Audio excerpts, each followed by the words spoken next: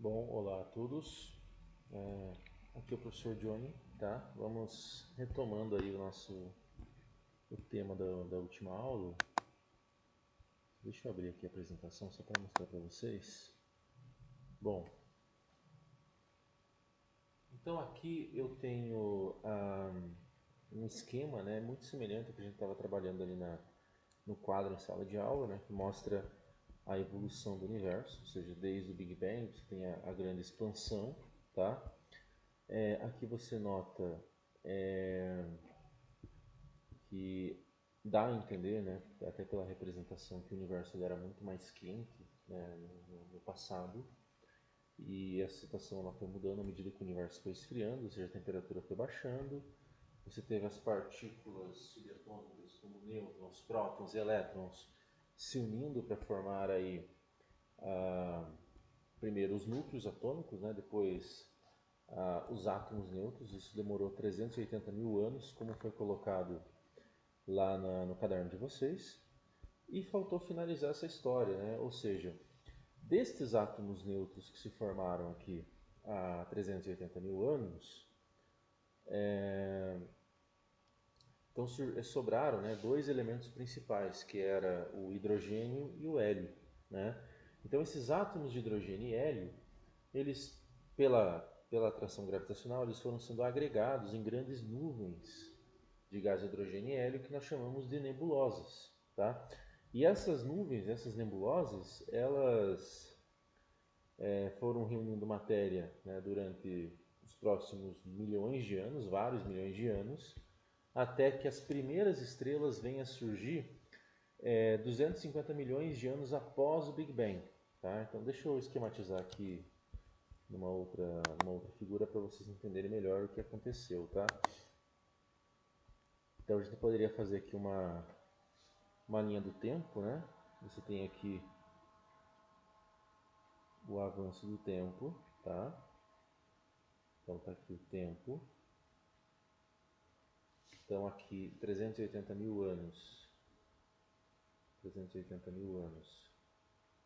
Você tem o surgimento dos átomos, né? Então prótons, os nêutrons e os elétrons, né?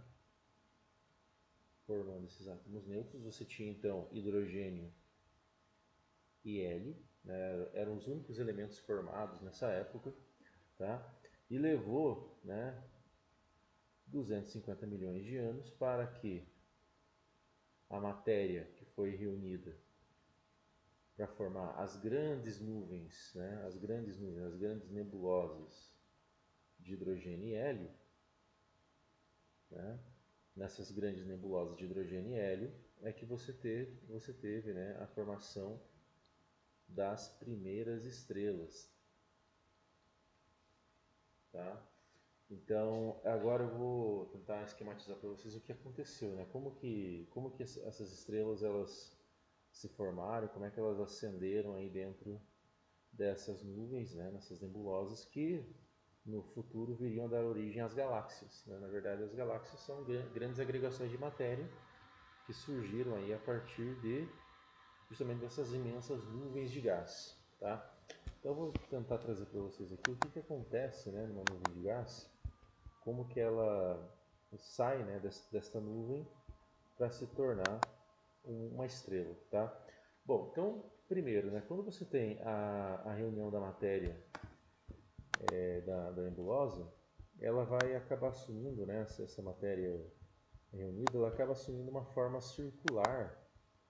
Né, e a forma circular ela pode ser explicada pela ela pode ser explicada pela força gravitacional, tá? Então, a força gravitacional ela é uma força que surge entre quaisquer duas partículas que contêm massa, né? E a força gravitacional ela sempre aponta para o centro de massa. Então, o centro de massa do sistema, no caso, o centro de massa do sistema é o centro aqui desse corpo. Né? Então, a força gravitacional ela é equilibrada em uma forma esférica. Né? Isso até explica, por exemplo, por que as estrelas ou os planetas têm a forma esférica justamente devido à força gravitacional. Então, está aqui a força gravitacional, né? Então ela busca, no caso, pegar aquilo que nós chamamos de protoestrela, né? Ou seja, esse estado aqui da matéria, que ainda não é uma estrela, mas é uma grande reunião de gás. Então nós damos o nome de protoestrela, tá? Então essa protoestrela ela vai sendo agregada pela força gravitacional. Só que esta força gravitacional ela vai ter um efeito que eu vou colocar aqui para vocês agora. Só um minutinho, deixa eu colocar isso aqui. Bom, o que acontece é o seguinte. Todo mundo aí que já tomou um pisão de alguém, né, sabe que quando uma pessoa pisa no teu pé, você sente no teu pé o peso dessa pessoa. Né? Mas o que seria esse peso? O peso, na verdade, é justamente a força que é aplicada, né? A força de atração que é aplicada pela Terra, né? Pela massa da Terra sobre a pessoa. Então você está sentindo uma pressão devido ao peso da pessoa, a força gravitacional que está sendo aplicada, no caso, sobre esta pessoa, né? Que pisou no teu pé. Da mesma forma, né? Se você for considerar aqui a estrela, as camadas internas da estrela, elas acabam sentindo todo o peso das camadas externas, tá? Então, se você pegar aqui as camadas internas, a região central da estrela, todo o peso das camadas externas está sendo aplicado sobre ela, tá? Então, esta região aqui, ela acaba passando por um aumento, né, de pressão, tá? Então, um aumento de pressão, da mesma forma que nós sentimos uma pressão no pé quando alguém pisa em cima dele, né? As camadas de gás aqui interiores, elas estão sentindo esse aumento de pressão pela força gravitacional. Então a gravidade ela busca, né, pegar a estrela e esmagar ao menor tamanho possível. Né? Então por isso você tem esse aumento de pressão. O aumento de pressão no interior da estrela leva a um aumento de temperatura. Tá? Temperatura.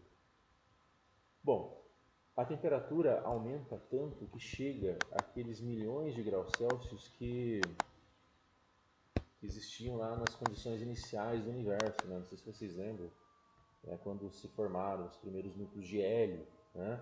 Você tinha um universo muito quente, quente a ponto do que? Dos átomos não conseguirem se formar, você tinha apenas núcleos, né? Núcleos e elétrons soltos, e esses núcleos acabavam, né, passando por colisões, devido à altíssima velocidade que eles apresentavam, você tinha as colisões.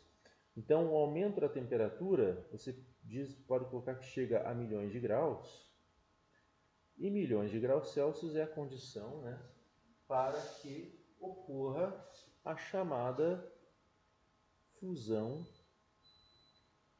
nuclear. Ou seja, fusão nuclear, você vai ter aqui os núcleos de hidrogênio, né, os núcleos de hidrogênio se juntando para formar núcleo de hélio, né? Ou seja, um próton, outro próton, né? Dois prótons aqui, no caso seria um próton e um nêutron. Opa, peraí. Então, um próton e um nêutron. Você tem aqui mais um próton e mais um nêutron. Você vai formar então um núcleo com dois prótons e dois nêutrons, um núcleo de hélio, tá? Só que o que acontece é o seguinte: a massa desse hélio formado ela é menor do que a massa dos hidrogênios antes da fusão. Então a diferença de massa aqui, ela é transformada, na verdade, em energia. Né? Ou seja, você tem aqui a liberação de energia, o resultado da fusão nuclear, e essa energia é liberada na forma de luz.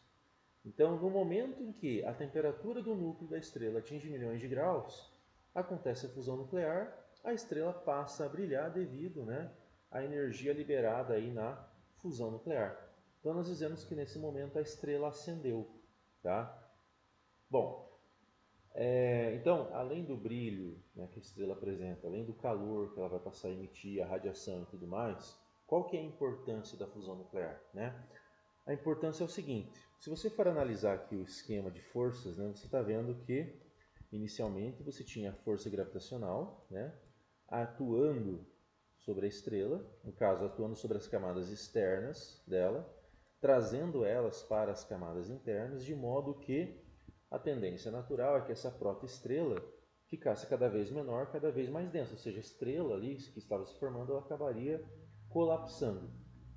Bom, quando acontece a fusão nuclear, você vai acabar tendo aqui uma força oposta, né? Uma força que se opõe à força gravitacional, e essa força ela é chamada de pressão de radiação. Ela é aplicada de dentro para fora, né? Essa pressão de radiação, e ela decorre, né? Ela surge a partir da fusão nuclear. Tá? Então, essa aqui é a nossa pressão de radiação.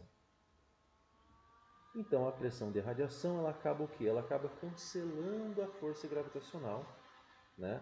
Fazendo com que a estrela tenha um tamanho estável. Né? Então, por exemplo, o nosso Sol está passando por esse processo já há 4 bilhões de anos. Ele está fundindo hidrogênio para formar o hélio, libera essa energia, todo mundo já sentiu essa energia, né? Basta sair de casa num dia quente, você vai ver a luz chegando, o calor chegando, ou seja, tudo decorrente da fusão nuclear. E justamente essa energia que é liberada a partir do núcleo do Sol, né, a tal pressão de radiação, ela acaba equilibrando a pressão devido à força gravitacional, de modo que a estrela vai ter um tamanho estável. Tá? Até vou mudar a coloração dela aqui, só para indicar, né, que a estrela ela acendeu, né, ela começou a brilhar, então agora ela recebe o nome de estrela, não protoestrela, né? Ela já pode ser chamada de estrela mesmo, tá? Espera aí. Então, só apagar isso aqui. Então agora você já tem uma estrela brilhando, tá bom? Então aí é só para vocês entenderem qual é o processo, né? Como que uma estrela passa de uma nuvem de gás até se tornar uma estrela de fato. Então a fonte de energia da estrela está aqui, né? É a fusão nuclear, tá? A junção de núcleos dentro dela, tá bom? Bom, então agora eu vou passar para vocês os chamados ciclos estelares, tá? Então deixa eu pegar lá a apresentação de volta. Vamos dar uma olhada aqui quais são os ciclos estelares. Bom, então os ciclos estelares, deixa eu apresentar essa imagem aqui. Os ciclos estelares, eles dependem muito do tamanho da estrela que está se formando, tá?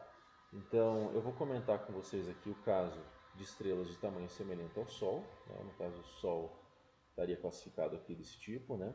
É uma estrela de um tamanho médio para baixo, né? Uma estrela chamada de anã amarela, né? Uma estrela mediana.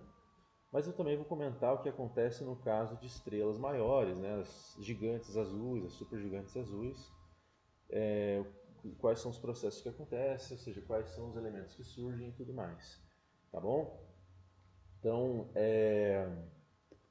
acho que a próxima imagem ela pode ser bem explicativa. Bom, deixa eu mostrar para vocês aqui o seguinte, tá? Nós temos aqui vários ciclos estelares, né? Então, começando com as estrelas mais pequenas, por exemplo, estrelas que têm uma massa entre 0,08 e 0,45 massas solares, ou seja, 8% a 45% da massa do Sol. Essas estrelas elas se formam a partir de nebulosas, né? As nebulosas estelares, tá? Então, essa origem acaba sendo comum a todas as estrelas, elas precisam de gás hidrogênio, de poeira, para que ocorra aquela agregação e ela se forme, né? O primeiro estágio da vida da estrela é chamada de protoestrela. Então, aquilo que eu estava comentando com vocês, é a matéria ali da nuvem, né, se juntando para formar essa protoestrela, ela vai sendo agregada, depois a estrela ela vai acender. Em todas as estrelas que estão acendendo aqui, vocês vão notar, né, que a fonte de energia delas é justamente a transformação do hidrogênio em hélio. Tá? Então isso vale para as anãs vermelhas, né, como está sendo mostrado aqui, vale para as anãs amarelas, como é o caso do Sol, vale para os gigantes azuis. Tá? Eu acho que eu vou esquematizar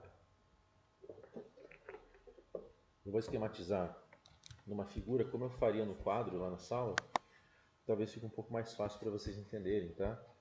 Então deixa eu abrir uma nova figura aqui. Vamos lá. Então, colocamos ali, né? Vamos falar agora dos ciclos estelares. Eu vou começar a falar aqui no primeiro caso de estrelas com até 8 massas solares, tá? Ou então vou colocar assim, estrelas semelhantes ao Sol. Então quando eu estiver falando aqui dessas estrelas, né, tudo que eu falar para elas vale para o Sol, tá? Então já fiquem sabendo, né? Tudo que eu falar aqui já vale para o nosso Sol. Bom, então qual que é a origem, né? A origem do Sol e a origem de todas as estrelas de modo geral, né, são as nebulosas que eu tinha comentado com vocês, tá? Vou tentar fazer aqui uma representação, não fique tão feia, tá? Fazer aqui, dar uma variada nas cores e tal. Então você tem aquelas grandes nuvens, né? Aliás, deixa eu fazer o seguinte, acho que eu vou fazer o seguinte, eu vou usar uma cor preta aqui, eu acho que vai ficar mais interessante, né? Deixa eu apagar isso aqui, apagar isso aqui, vou usar uma cor preta, acho que fica mais até visualmente legal para vocês entenderem. Então vamos lá, primeiro, então vamos falar aqui o título, ciclos estelares, vocês vão acompanhando aí, tá? Ciclos estelares, deixa eu apagar esse negócio também, refazer, né? Podia pegar umas figuras prontas também, mas acho que vamos assim por enquanto, quase no improviso, né? Ciclos estelares. Bom, então novamente, começamos aqui com estrelas, estrelas semelhantes ao Sol, tá? Com até 8 massas solares, até 8 vezes a massa do Sol, tá bom?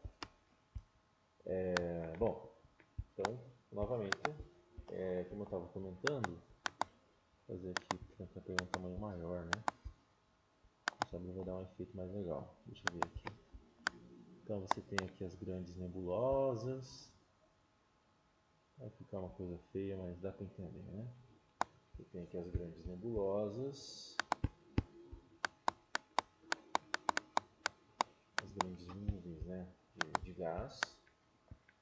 Geralmente esse gás ele contém hidrogênio, contém hélio, talvez outros elementos, né?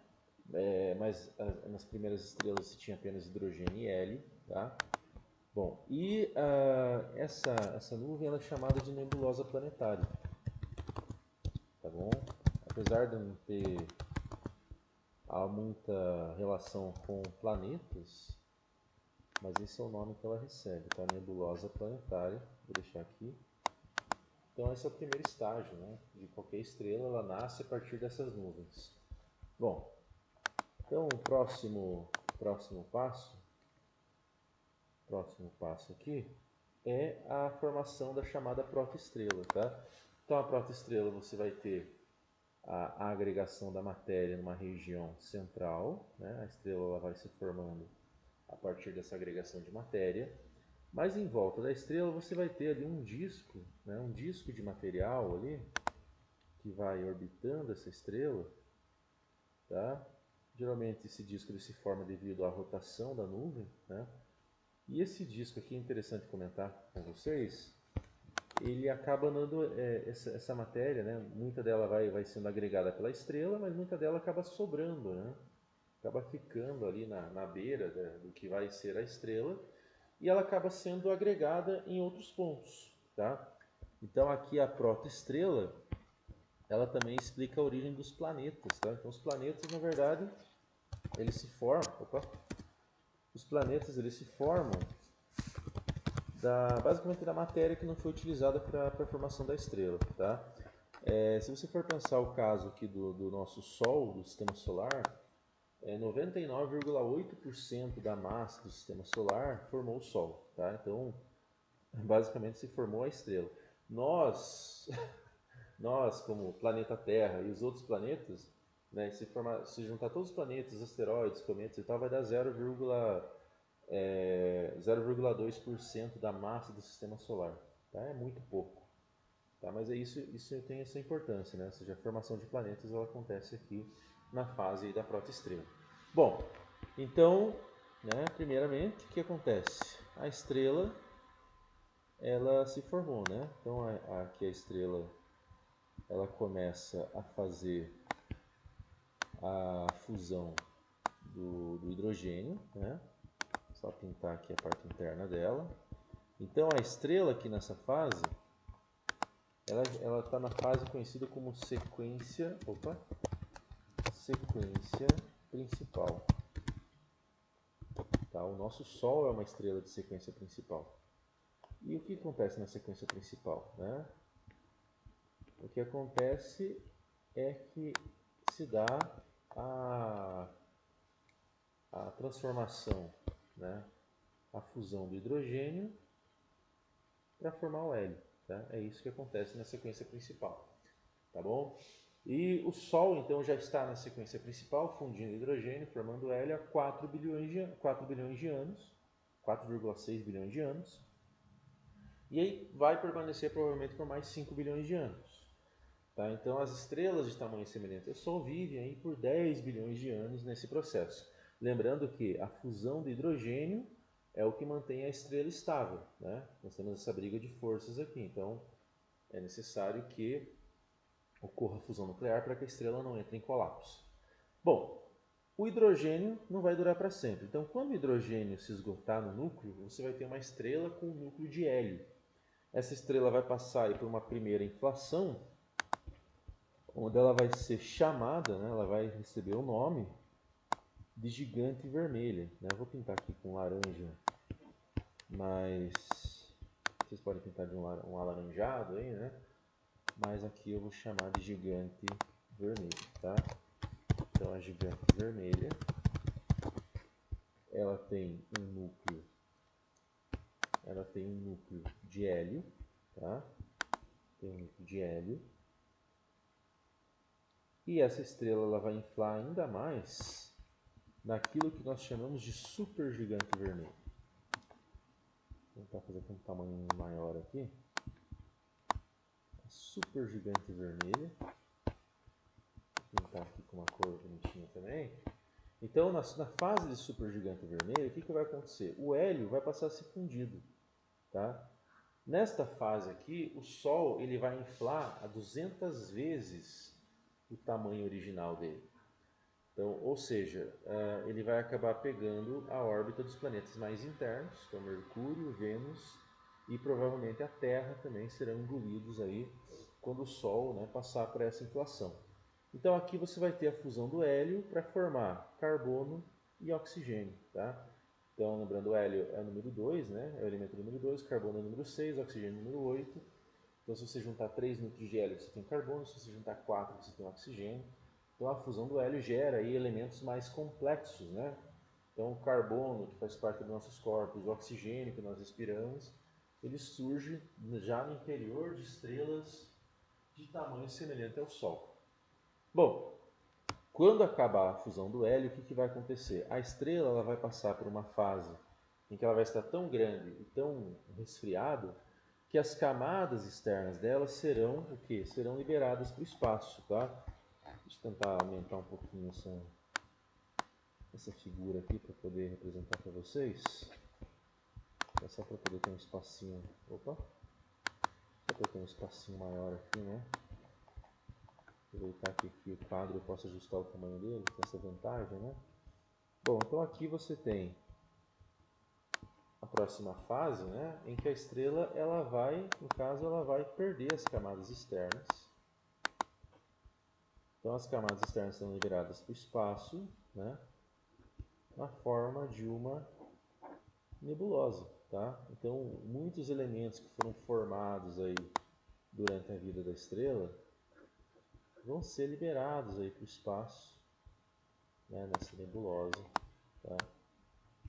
Então muitas nebulosas que a gente vê, né, em fotografia lá do Hubble e tal, eles são na verdade produtos de fusões nucleares, ou seja, é matéria que foi expelida de estrelas, nem sempre estrelas do tamanho do Sol, muitas vezes são estrelas bem maiores do que o Sol, então se forma essa nebulosa, né? Ou seja, essa grande quantidade de material vai ser expelido de volta para o espaço. Esse material vai ser então reciclado e tal, pode vir a dar origem a outras estrelas, né? Então aqui nós temos a nebulosa planetária, tá? Só deixa eu colocar aqui o nome, o rótulo que eu esqueci de colocar, né, nessa fase aqui. Então esse aqui é chamado de supergigante vermelho, tá? Supergigante vermelho. Vou colocar assim. Beleza? Bom, o que vai sobrar daqui, né? O núcleo do Sol ele não vai ser expelido na nebulosa planetária, ele vai restar, né? Na verdade, um núcleo muito denso, tá? Vai sobrar de todo o processo aqui, né? Da liberação da matéria, vai sobrar esse núcleo denso. Esse núcleo denso, ele é chamado de anã branca, tá? Deixa eu colocar aqui. Então, o nome que é dado, né, é anã branca. Bom, uma anã branca, ela não faz fusão nuclear, tá? Não faz fusão nuclear, ou seja, o brilho dela decorre apenas da sua temperatura, tá? A anã branca, na verdade, é o núcleo muito denso da estrela que sobrou. A composição é basicamente carbono e oxigênio, tá? Apesar de ter um pouquinho de hidrogênio, um pouquinho de hélio, mas é mais o carbono e o oxigênio que foi formado aqui da fusão do hélio.